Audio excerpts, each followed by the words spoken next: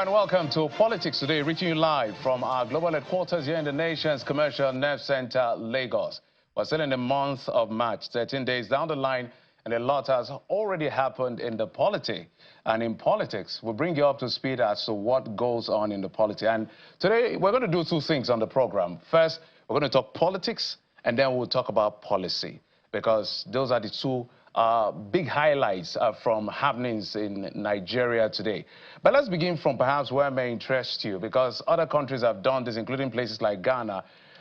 They're seeking to introduce early voting in Nigeria's electoral system, has now passed second reading in the Senate following a debate on the Electoral Act Amendment Bill 2025. That bill, sponsored by Senator Abdulaziz Musa Yar'Adua, representing Katsina Central. Leading the debate on the bill, Senator Yar'Adua harped on the need to enfranchise thousands of Nigerians who are currently unable to vote on election days due to their nature, the nature of their work or duties, including persons that work with INEC, security officials, people like us, journalists, election observers, and other essential workers who play a crucial role in ensuring smooth electoral processes, but are denied their right to vote. The lawmaker warned that the exclusion of such a large number of eligible voters could significantly impact election outcomes.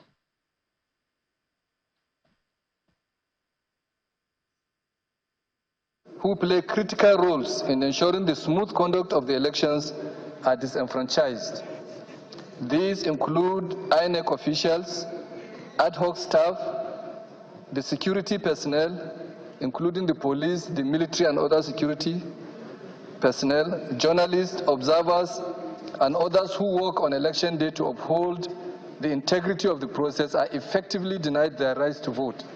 There's no doubt, Mr. President, that we already have some setbacks and misgivings about these elections being clustered around one day and everybody wanting to vote. But I think that the most important thing, Mr. President, is that if we can unbundle the voting arrangement, the voting process on election day, it will ease our work. Here we said Nigeria is a giant of Africa. Giant in what perspective? We are giant in the economy and all that. We should also be giant in democratic process, in ensuring that citizens of Nigeria have their votes captured in any electoral system. The Electoral Act number 13, 2022, to provide for early voting at elections, including criteria for eligibility, procedure at the elections, and for other related matters, 2025 second reading taken. To provide context, what they are saying there, the difference between the last election, the winner, and the first runner-up, Atiku Abubakar of the PDP, is got about 6.9. The president has got about 8.7. What we're saying is that about 1.6 million, 1.8 million people are disenfranchised when it came to that election, and because of the duty they have to carry out as journalists, as military people. So you can see how this will impact the outcome of elections. So early voting perhaps is going to be part of the 2027 general election. But let's tell you also that the House of Representatives has approved the tax reform bills forwarded by President Bola Tinubu to the National Assembly. The bills include the Nigerian Tax Bill, the Tax Administration Bill, the Revenue Tax Board Bill, the Nigerian Revenue Service Establishment Bill. This followed clause by clause consideration of all elements amendment on the bills of the committee on the whole. Some of the amendments include the retention of the value-added tax at 7.5% as opposed to a staggered increase, and extension of income exemptions to specific agricultural businesses and military officers.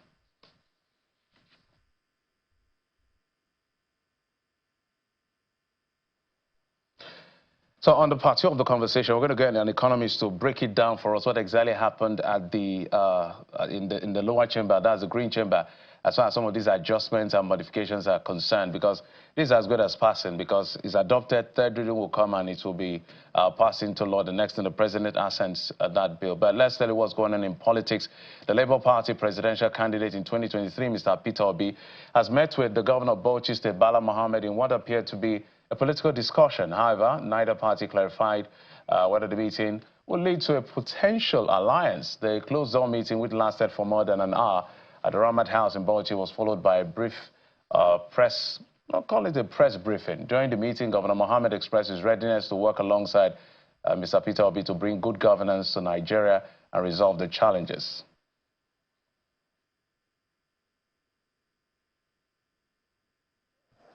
Basically, to discuss about our dear country, to consult.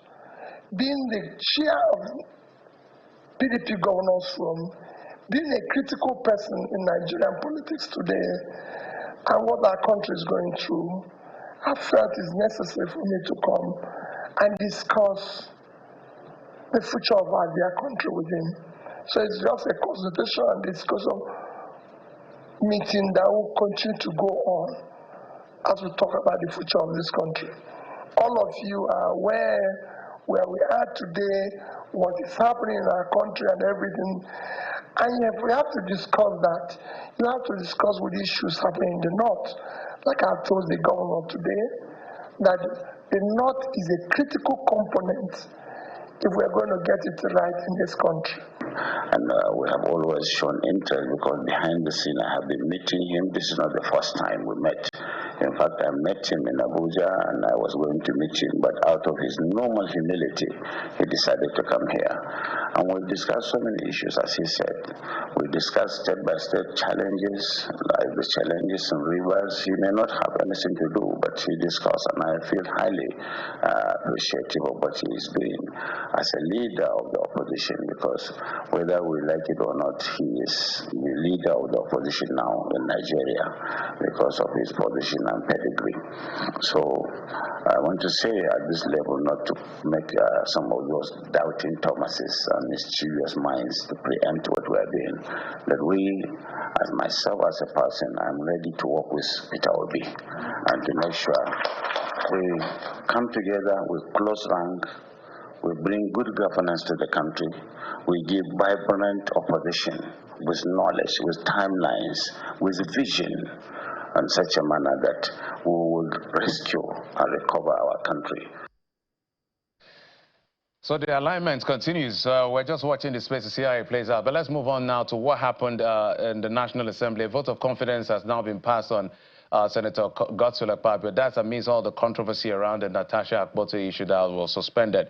The Senate leader had actually raised an order 40 and 51, moved the motion for the recent controversy surrounding the chamber, underscoring the need for clarity, adherence to legislative rules, and a renewed focus on governance. They wanted to address this once and for all, saying that she was suspended because of, in their words, unparliamentary conduct, not due to any issue of sexual harassment, and they want to move on from there and leave what the courts have to do to the courts.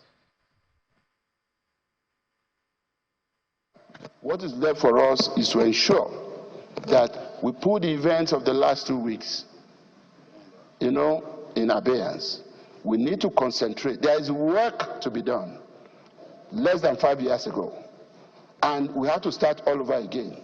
We are working as a parliament to help manage an economy that has gone in and out of recession at various times in the last 5 years. We do not only stand united around our mandate, but that we also communicate this clearly to members of the Nigerian public, by moving a vote of confidence. All right, so that's what played out in the Senate. But today on the program, two things, basically, I said we'll talk politics and policy. In focus today will be what is playing out in the People's Democratic Party. There's a lot going on in that political party. I'll be joined by a member of that political party to break down some of the issues. At some point, I don't know, for now, things got to a point where I think in the Anambra State governorship election, nobody picked the party's form to run for governorship. Their last candidate has now joined the APC. So there's a lot happening at the national level of the party as well as the state level of the party, and the controversy that has spiraled sometimes almost out of control. But after that conversation, we'll get to all of these tax reforms and what it means for you and I. There's a new era as far as tax bill or taxes or taxation is concerned. But let's bring you our political roundup stories.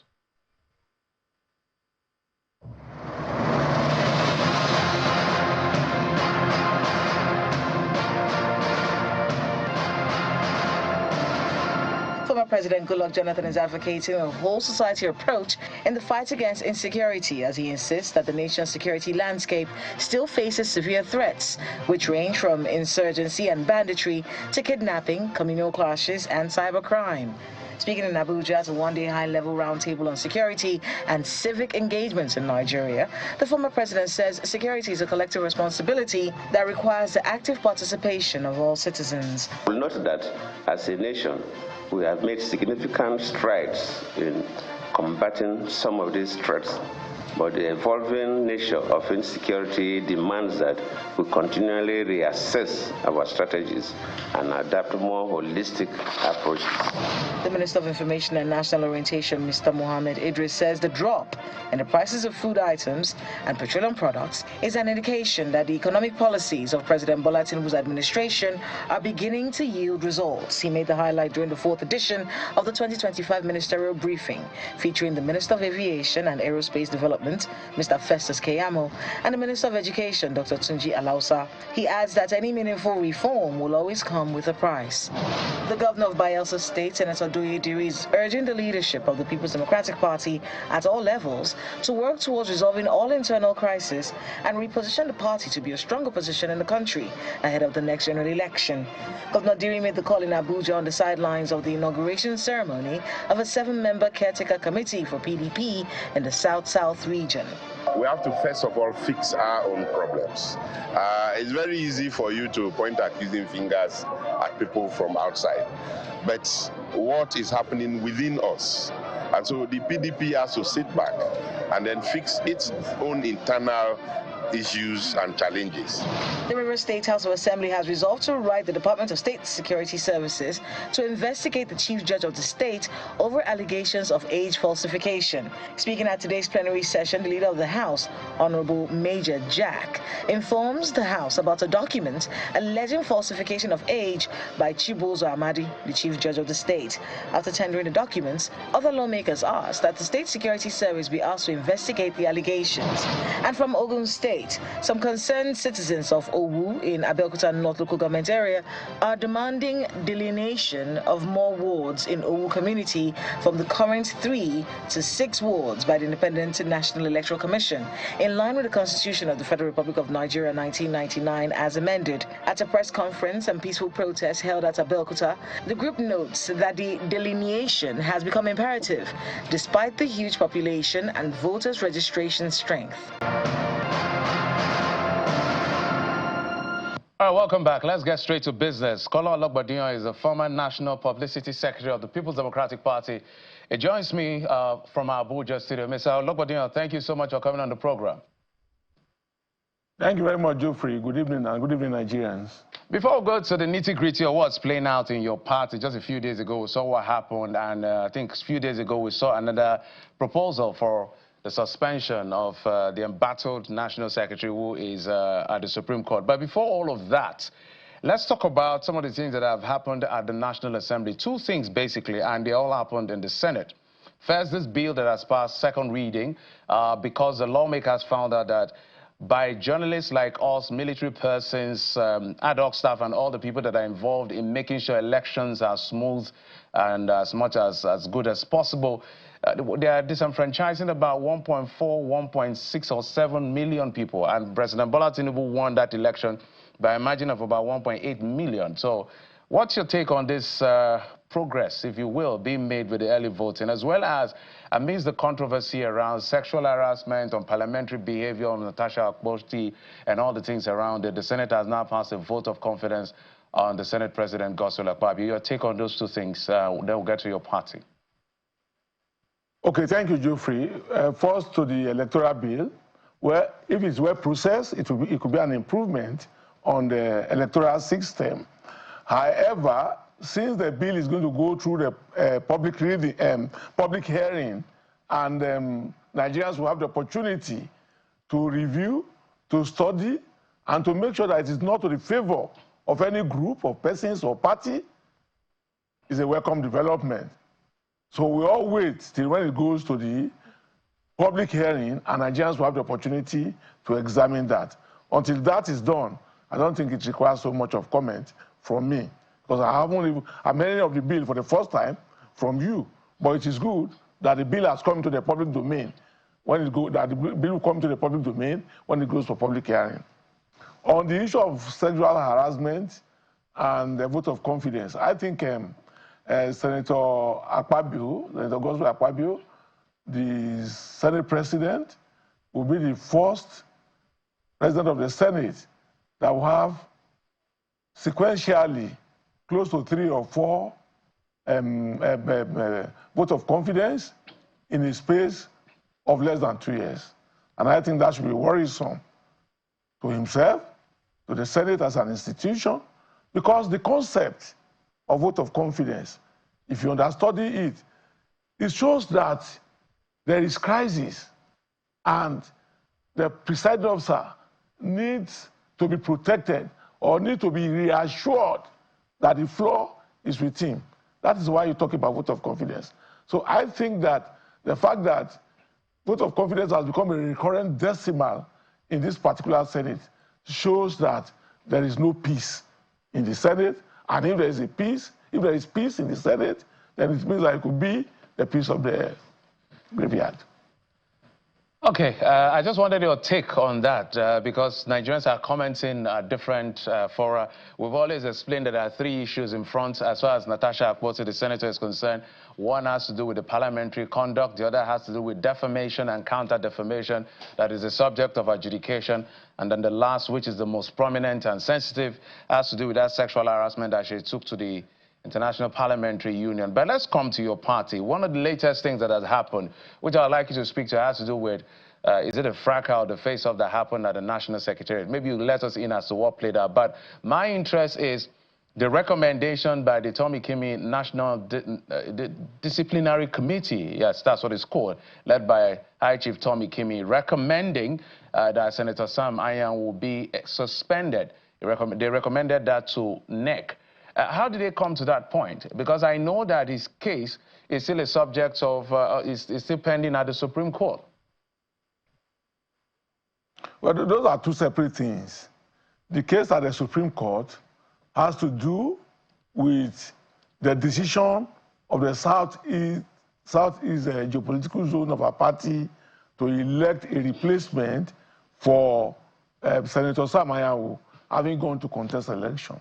And the case had gone through the processes of other segments of the court, like the High Court, like the Court of Appeal, where Senator Sam Anyan was unable to win. Then he proceeded first to the Court of Appeal to go and ask for stay of execution.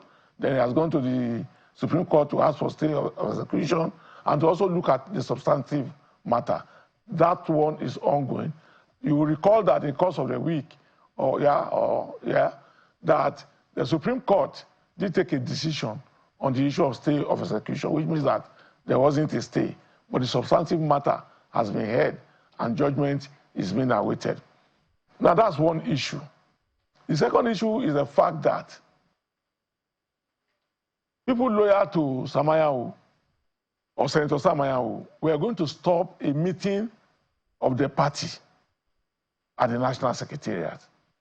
And there was an engagement, a scuffle, so to say, within the workers in the party, as well as members of the party, and those who came to say that meeting was not held in the Secretariat. And at the end of the day, the meeting held. Now, I was asking about the decision of the National Disciplinary Committee to recommend suspension or expulsion of Senator Sam Anyan. That decision is predicated on the powers exercised by the National Disciplinary Committee, who has invited, which I read, because I'm not a member, I read had invited Senator Sam Anyan to appear before it. They have repeated the invitation for a second time, which he has not appeared. He has not appeared before the committee. However, he pointed to the issue of his matter that is before the Supreme Court. And in the decision of the National Disciplinary Committee, they said that they have not seen anything in his response or in the matter before the Supreme Court that showed that taking a decision on him will affect what is going on in the court. That's all that I know about it, Geoffrey. So I want you to look at, because I know you can't be objective, because you say you're also a journalist and you're a politician, so you wear two caps all in one. Now, is it not worrying? The reason I had to raise, there are a couple of issues I will point out as to some of the concerns about the state of the PDP. One of which is, how come an election is coming up in November? Correct me if I'm wrong, but to the best of my knowledge, an election in Anambra State, governorship election, and no one has picked the party's ticket or the party's form to run for governor. Explain to us what this means, because it's almost inexplicable. Geoffrey, maybe you are not following the trends in the party. I think somebody has picked form, one person. Okay. And I'm aware that a committee, somebody Nwafo or something like that, has picked a form. I had also come out in public to raise the fears that we don't have an aspirant in Anambra, and I put the blame at the doorstep of the national chairman of the party, Ambassador Eliasu Damagum. But however, as of today, somebody has picked form. Somebody in Nwafo has picked form. A committee has been constituted to screen him, and I think he has even been screened. So that's where we are. As you know, Geoffrey, Mr. Alobade, just a moment, as you continue your thoughts. A lot of challenge. I will allow you to just, you see what you have said, you have to labor to remember the person, now pick a form in a party, like the People's Democratic Party, like some time ago, people would literally die to get a ticket, whether they win or not, just to have their name as a former governorship candidate of the party. And now, people are leaving or choosing not to pick form. So what is the leadership doing to reposition? I guess that's my question. That's my curiosity, because it doesn't look good at all. And I keep challenging every day. Maybe I have to bet with you at some point to say we have to be betting as to when neck will hold. Because you tell me neck will hold, I say it will not hold, and it will not hold. I don't like to be a prophet of doom. So is it not concerning? Well, it's concerning. But, Geoffrey, I can also tell you that by the event that happened today, I mean, the inauguration of the South-South Caretaker Committee under the leadership of Emmanuel Ogidi, I think it appears that the national chairman of the party, Ambassador Eliasu Damagum, has gotten a wake-up call. He has challenged members to confront the opposition party or the ruling government, the ruling party, the All Progressives Congress, and that they should stop being afraid of it. So, prior to now, the situation in the party has been such that the party has been losing blood through hemorrhaging. But when we woke up today, at the event that occurred today, Damagum appears to have turned a new leaf. He's now encouraging the party members, perhaps for reasons that only him will later explain to party members.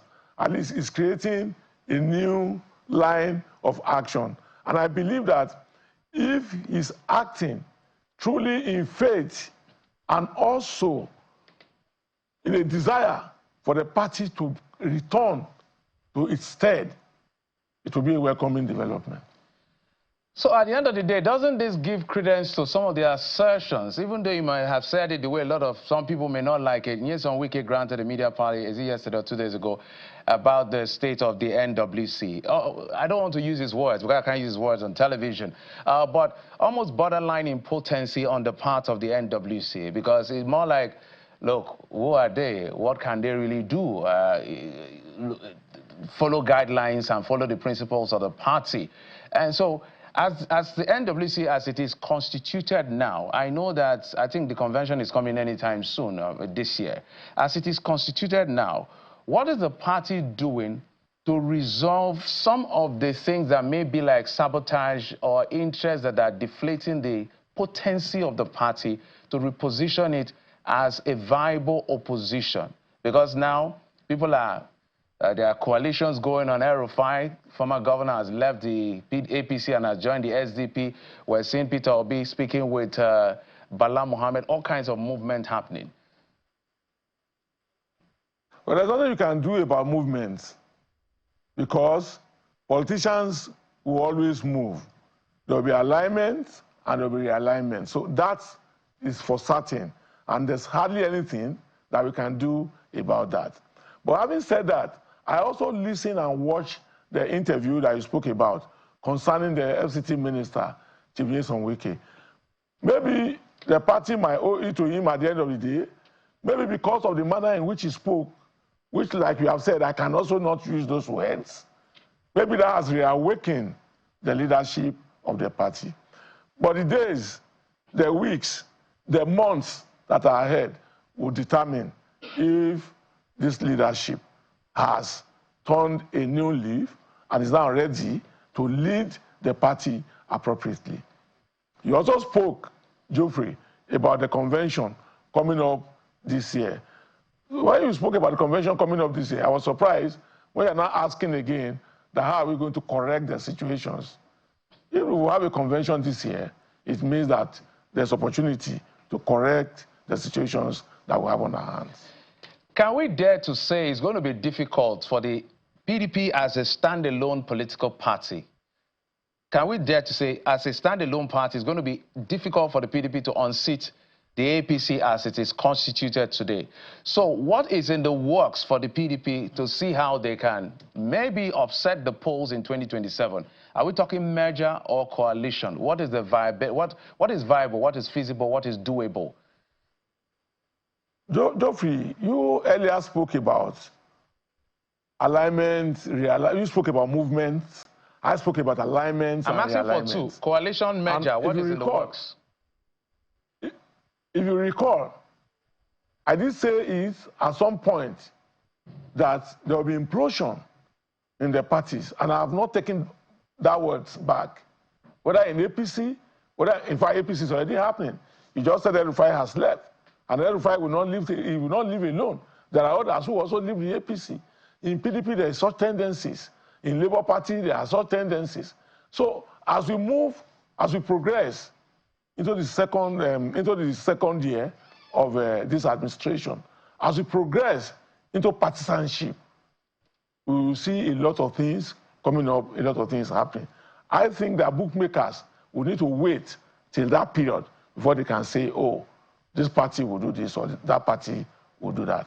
But one assurance that I'm getting is that by the words spoken by Damagum today, if he truly meant them, I think that the PDP might still have an opportunity to rebound.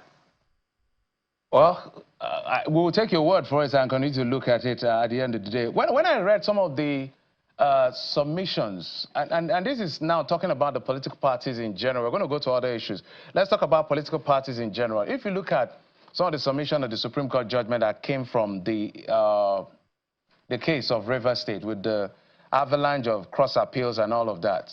I don't want to go to details. We've exhausted that. But I'm going to touch a few things that I would like to piggyback on for you to respond to. You'll see that the court constantly says issues around political parties should be left to political party, including membership and leadership. Now, if you look critically, the way it is, the words are written and the way the Supreme Court references it, it almost appears like there's the danger of leaving political parties in the hands of people with a lot of war chest and money bags, which is exactly what the military in the Third Republic tried to mitigate against. There are so many things they did wrong, but that's one thing they did. They didn't want founders of political parties. They just wanted people to join political parties as individuals, not money bags, trying to ban a few people from being quote-unquote leaders of parties. So the military formed NRC and SDP and told all the politicians, join anyone you like. Everybody's a joiner, not a founder, if you can capture it in the book of, in the IBB's book that he wrote recently. But when the court constantly says, political parties, you will determine your fate. Some things are not even justiciable. Those are clearly written in the judgment. How can political parties insulate themselves to a level which is maybe not totally possible from money bags deciding the fate of political parties? Because that is what is going on, and that is what's causing the rift today in political parties. Well, I agree with you, and I've also canvassed that situation, Geoffrey, that parties should be allowed to be self-funding. When we were in the NWC, under the leadership of Prince Uche Secondus, we tried to come up with a situation where party could become self-funding. And I also remember, as a reporter, that one of the past chairmen also tried to introduce that. But when we started under Secondus, we wanted a situation where membership drive will make contributions, even if it is 50 kobo or 1 naira, so that parties can function independently, but under the thorough supervision of members. However, we didn't get approval for it, and that's for very obvious reason. We never got the approval for it. So the tendency of Nigerians to rise and choose to fund their parties so that the parties can be independent of money bags will be achievable if Nigerians themselves are interested in having parties that are independent of money bags. But also, mind you, that those who control the affairs of the parties will also not want a situation in which they cannot determine what happened.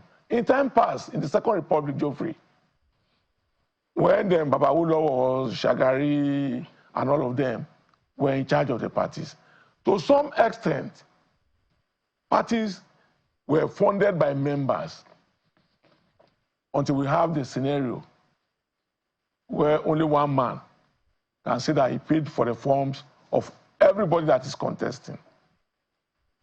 Until we have a scenario in which today in our polity, if you do not have a war chest, you cannot stand up and say you are contesting an election, no matter how much you are loved by your people. Because if we will win the election and your opponent takes you to court and has more war chest at the tribunal and proceeding to other courts, back to ground zero. In winding down, Mr. Ologbondiyan, which we have found ourselves. In winding down, Mr. Ologbondiyan, let's talk about what your party is going to do about the scale of defection. Because it is part of this, of course, the Supreme Court has ruled on the issue of Rivers State. That case that is Justice Joyce Abdulmalik's case that ended at the Supreme Court, which drew strength from Justice James Omotosho and the appeal court, which was a case filed before the defection. But part of what the Supreme Court said, the Supreme Court did not even go to the issue of what constitutes division and all of that. There's a locus classicus to that effect.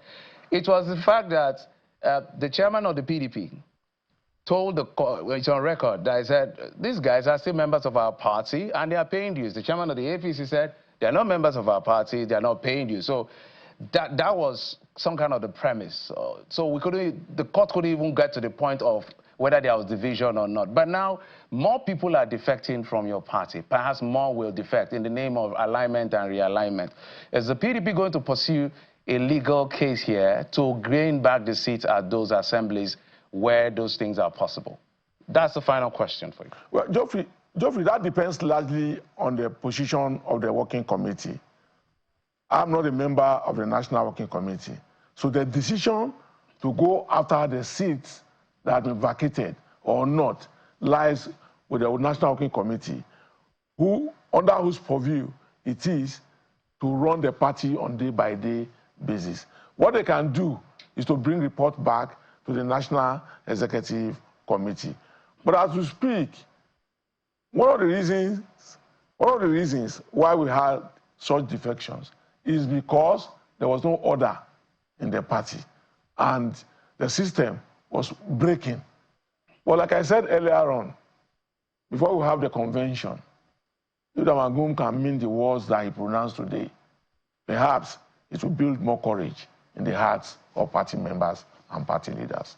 Thank you. Mr. Kolo Ologbondiyan, always a delight to have you on the program. Mr. Kolo Ologbondiyan is a former National Publicity Secretary of the People's Democratic Party, now a journalist cum politician who always is kind enough to come whenever I call on him on the program. Thank you so much for coming. I appreciate you, sir. Thank you, Geoffrey. Thank you, Geoffrey. And we'll take a quick break now. When we come back, I did tell you that we're going to talk politics and policy. We're done with the part of the politics, so we're going to talk policy. Now, the tax reform bills, there are 4 of them. They have gone through second reading, public hearing, and the committee, chaired by James Falek in the House of Reps, has presented some of the annotations and modifications done to that bill, and the House of Reps has now adopted it. So it's as good as it's passed. It just, every other thing will be formality. We're going to look at some of the details and how it concerns you and I, because going forward in the next few days or so, there's going to be a new tax era. Are you ready for it?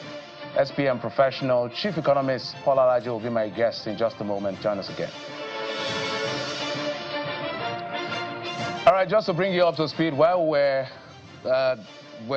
engulfed in the issues around the Senate, issues around reverse politics and all of that, the budget was assented to. Now the tax reform bill has now been adopted by the House of Representatives. The committee has presented it. Joining us to break a few things and highlight of what was adjusted in that particular bill, 4 of them, just different parts of it, is the chief economist at SPM Professionals, Dr. Paul Alaje. Dr. Alaje, thank you so much for coming on the program. Thank you very much for having a beautiful evening to you and those watching us across the world.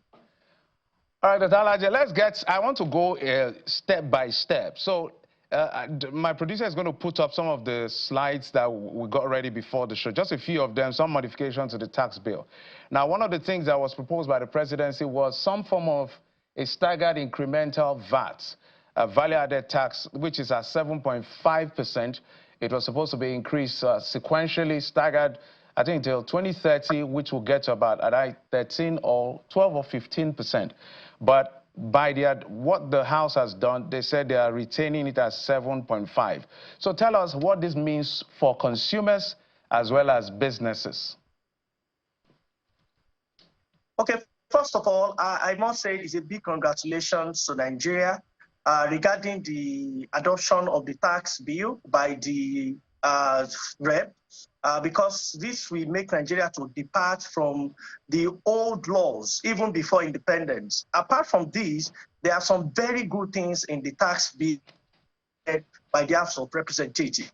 So I want to say kudos to them. I must also say kudos to the committee for very good work they've done, including Mr. Taiwo Oyedele. And of course, most importantly, to the president of our country, President Tinubu, for considering it and thinking it's important for us to consider the tax bill. I am mostly happy that the House of Representatives did not just consider which party has majority in the House or which one has minority. As professionals, we've continued to maintain that 7.5% VAT should not be increased by 0.01%, which is what we saw today, that the committee, as mentioned by Mr. Faleke, Honorable Faleke, I beg your pardon, when he was giving his report. It's important for us to know that as we go through interesting time in our economy, we don't suddenly or abruptly increase VAT for now. And that is what I mentioned speaking with you and your colleague, Mr. Kimbaloye, over and over again, that we should not throw away the baby and the bathwater. Things that need to be amended in the bill should be amended because there are so many other things, including multiple taxation, that we need to get rid of. As an active player in the economy and as an economic watcher, I think it's a good development that this is done. Listen, if you pass VAT the way it was recommended, you'll be faced with higher inflation. Recall that inflation was over 34%, even though we adjusted the parameter to bring it down to about 24%. This is an outlier in economics, and it does not have direct impact on price as it is. We score it as a 0 at that particular point in time. So we are passing this, and we are not to the bill. You know, the chairman of the commission have said, we are not presenting a perfect bill because no human is perfect, but we are presenting a very good bill, which I completely agree on. And these amendments are most important, and we must commend the House of Representatives for considering this, and they did not allow it to elude them. I think it's a good one this moment today. A great one. Let's talk about some other things. There'll be some of the modifications. We're going to be scrolling it on the rolling it on the screen as you speak. But there are also that modification where it says that the banks must file tax returns above 5 million naira for individuals and 115 million to 200 million naira by companies. I want you to explain what that means for those who are not familiar with that particular provision. There are other things. That's why I said we'll take it one by one so that Nigerians will be able to understand what this means for them.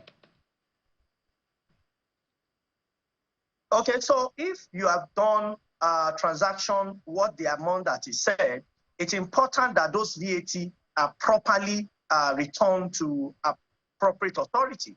After all, VAT is not your money. It's the money that has been collected on the behalf of government. So for those who have corporate that are functional and you have interacted with FRS, you would have been lectured that you charge VAT, essentially if what you service you provide or good you sell is not VAT exempt. So if you are not exempted, it is not part of your cost. It is additional. As of Nigeria today, it is 7.5%. That 7.5% is to be, you are only collecting on behalf of government. So you are not the one that is paying it. It is a consumption tax. People that are consuming must have paid you, and you can see the bank must file VAT return above 5 million for individuals and individuals at 150 million. So it becomes easy. In cases where you think you don't want to you don't want to file the VAT, then British government has mandated, this bill is mandating to file perhaps on your behalf. But if you have will be the case going forward, organizations, I don't know if that is what. We couldn't get everything you're saying, but at least we were able to pick certain. Bank, we need to file part of your revenue as it is. Mr. Jeffrey. Yes, so there are other parts, again, I would like you to speak to before I ask you generally and some of the things that people should be prepared for. And that has to do with the approvals that will now be, it will have to go through the National Assembly, which is referred to here as the Parliament, for the President to be able to give some level of tax exemption, because I know that they had aggregated some of these exemptions and credits or some form of incentive to companies, and they aggregated it about, I think, 6 trillion at some point. That is the money the government is literally more like an opportunity cost to do a few things. I want you to speak to it with reference to issues around bureaucracy and allowing the executive to do things with a level of speed that is required to do, because now the Parliament must approve before those tax exemptions are granted, at least from what we have read so far. Well, you see, it's a very dicey situation, because giving this solely to the President to approve is also very worrisome. The reason is because there may be political affiliation, members of the same political party, relatives, associates, friends, of whosoever is the President per time. That is the worry private sector and private community signaled when included. Was the intention correct? Yes. But who knows who will be the president tomorrow? Who knows who will be the president after tomorrow's president? We don't know. That is why it's important. Nigerians elected their leaders, the president. They also elected legislature to checkmate the activity of the executive. So for now, while we are starting this new terrain, let legislature act as an eye that is watching what the executive will do. This was also part of the recommendation we made in written, and also on my X page, that's on Twitter, that I don't think the president alone should be the one to consider it, because we might have a very good president today, open heart, enterprising, want things to go, but who knows who will be the president tomorrow? You have known the history of Nigeria, how people have always believed that presidents prefer to give things to their clanmen, and I'm not talking of this president or past president. Over the years, I remember when President Jonathan was in office, some Southwesterners complained that they were excluded. When President Buhari was in office, it was said that the Igbos were included. President Tinubu is in office. Some persons are also saying they're excluded. So to serve as watchdog, one thing when it goes to the National Assembly, Nigeria will even have opportunity to know who is getting this exempt? What value are they bringing? Is it based on innovation that they are bringing to and so on and so forth? My only concern is just that when it goes to the National Assembly, I hope that will not increase the cost of getting the approval. Please say what I mean by cost of approval when it gets to that level. Yeah, exactly the concern that some people may be raising eyebrows over. But also speak to the issue, because I know that during the public hearing, the leadership of the Customs Service had actually raised concerns about conflicts in terms of the legislation. Literally, this looks like it's going to put them out of business, because the National Revenue Board will now be responsible, if I understand it properly, except I stand to be corrected, will now be responsible for collecting revenue on behalf of the federal government. So what does this mean? Does it mean now that no money will be passing through customs, or customs is part of the National Revenue Board? What exactly does this mean? Well, what it means, to my mind, and I think what it should, is that there will be a representative in some cases of the National Revenue Service represented in government, called, I see the same government everybody is serving. I think the worry, from what I gathered following this report and this issue is that some agencies of government collect revenue which are not properly remitted to government. And cost of collection high. Thirdly, I've also noticed from the follow-up and the information gathered that the people collecting revenue is not their core mandate. Those who have the responsibility is FIRS or state IRS, as the case may be. Those who train revenue collectors should be saddled with the responsibility of collecting such revenue while they work technical men and women who are performing this. So when it comes to revenue, it should, in fact, it's also recommended that there should be a gateway system or electronic means of collecting this money directly, and it goes to the covers of government. And please, it should be noted that countries have different practices. Some countries, what Nigeria is trying to do is what they are already doing. And what we are doing today, which is what we are departing from, where agencies can collect, some other countries are also doing it. It's a matter of what paid a particular country. It should be said, we should increase our it should help increase our revenue by blocking cages that we currently have, so that we can improve revenue that should go to our federation, and by extension, the federal and state government as well as the local government. All right, let's get to a few more things, which I have always raised when we talk about this tax reform bill. And the magic, or the efficiency, if you will, and eventual effectiveness will be by fiscalization. Talk to us about the level of fiscalization compliance. That is the only way the tax authority will be able to catch who is lying and who is not. Because if everything is done electronically in terms of transaction, whether you're a small business or a medium-sized or big business, I'm sure big business will not have an issue with that. That is the only way the government will be making money from taxes and not be losing money based on some of the incentives they may be given and some of the sacrifices already made as far as businesses are concerned. So from where you sit as an economist in terms of assessment, how much of fiscalization has been achieved, even with what we have, that you think can help achieve the intent of this tax bill? Because all of this is optimization to drive productivity, not necessarily productivity. I'll say that successive administration have made their input. To be very sincere with you, different governments have tried to improve our fiscalization. In recent memory, President Obasanjo had his own innovation to a tax system. President Yar'Adua, it didn't stay so long, but we can have President Jonathan to some of the unique thing he did with FRS.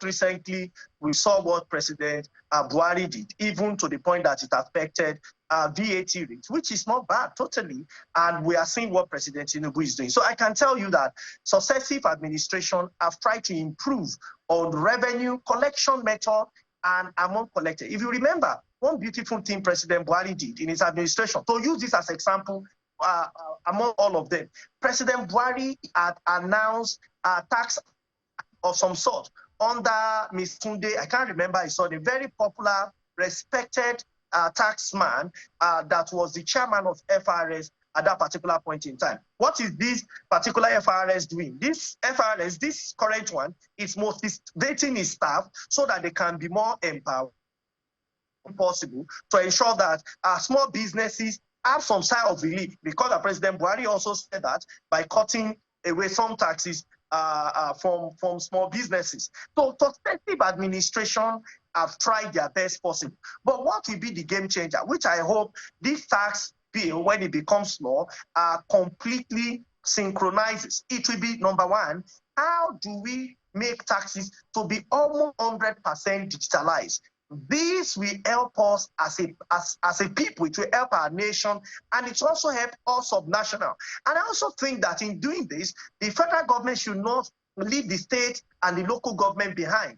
We need to have a synchronized system of tax collection, and those who should get their portion, it should go to them. I tell you, some states, which I recently interacted with, in less than 2 weeks ago, about 2 states, that some of them are still fighting to get royalties, Abuja, and a few other things from Abuja that are not getting to them. So we need to understand that at the end of the day, tax will not just be what the federation. Once you go to states, we go to them. But we will still have challenge. So the structure of our fiscal life, I think this bill is trying to help, and everybody is thinking, how can I get more from this alignment and readjustment? But one thing is clear, that for us to achieve it, we must work together as a people, recognizing strength and areas of weakness, not fighting those that are weak today. They don't know what tomorrow may hold. And those that are strong, without weakening their strength, to make them get better. And citizens of the country,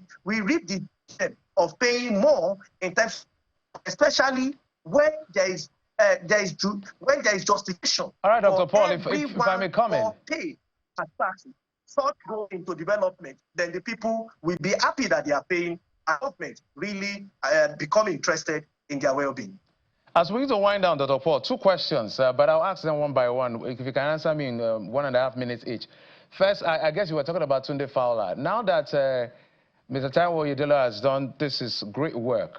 It's not a perfect document, but there's a lot of work. If you look at all the documents, there's a lot of input and consultations that were done. What now happens to that is committee? Well, I don't know, I'm not Mr. President, but if for him, I would advise that that committee should have in midwifing what we have now. He may not know is that our law, if passed into law, I will continue to maintain some of those to about 8 adjustments that I have recommended. I've seen these representative those adjustments which I've recommended, and I hope that the Senate will do them because it's very important. Those 5 are a good milestone. So what I would say is that we need to midwife this process, and the committees, I think the president may want to consider some level of retainership to help us midwife them, perhaps for another 1 to 2 years, for us to now understand what we are started. It will be building on what we currently have, not that we completely throw away FRS, no, maybe change of nomenclature and look at some of the good work that organization have done and improve on it. But I think it's important to have those who we have to midwife this process. And that is why I think that committee, remember that committee is a very large one, and a lot of things is good news. In case you don't know, you have not read the bill, for Manufacturing Association of Nigeria, is good news for quite a number of persons. What may be concerned to majority of Nigeria is what we have highlighted, and we're happy today that the representative have picked it up. So I don't think we should just throw them away and, we get people, especially professionals, use them. After some time, everybody forget about them. I don't think this should be the case. All right, Dr. Paul, if you can do this in 1 minute, there's a bit that was also part of what was done, that the tax is assessed in the currency of the transaction. I guess this means that if you do your business in Nigeria in dollars, we'll assess your tax in dollars. For those people who do business in dollars, sometimes using it as vibe. Is that what it means? I think it's one of the best. It's of the best thing. You see, tax should be accessed in the currency of transaction. It's one of the best things. I think we should access taxes in currency of transaction. If you are transacting with us in dollars, let's charge you also in dollars. Don't say because you have dollars and you now go to parallel market to access some other currencies. If you are transacting in dollars, then let us charge in dollars so that it goes to the vote. The currency with which you are transacting, Nigerians are buying things online and those things are coming in dollars, then you should pay us in dollars. The person that paid you in dollars, we're not witch-hunting. Nigeria is not witch-hunting anybody. You have collected the money, so you should pay the dollar equivalent as VAT, which you have collected, and it's not your money, Matthew, or any other form of tax. The tax should come also in dollars so that we can truly know what should come to Nigeria. And the pressure, especially my main concern, and many have known now, is the, what do we call it now, the stability of our local currency. Because if it's not stable, I tell you, no bond stable. Until we make it stable, that is when we can have a clear life and become forward-thinking as a people, and our economy can have that kind of.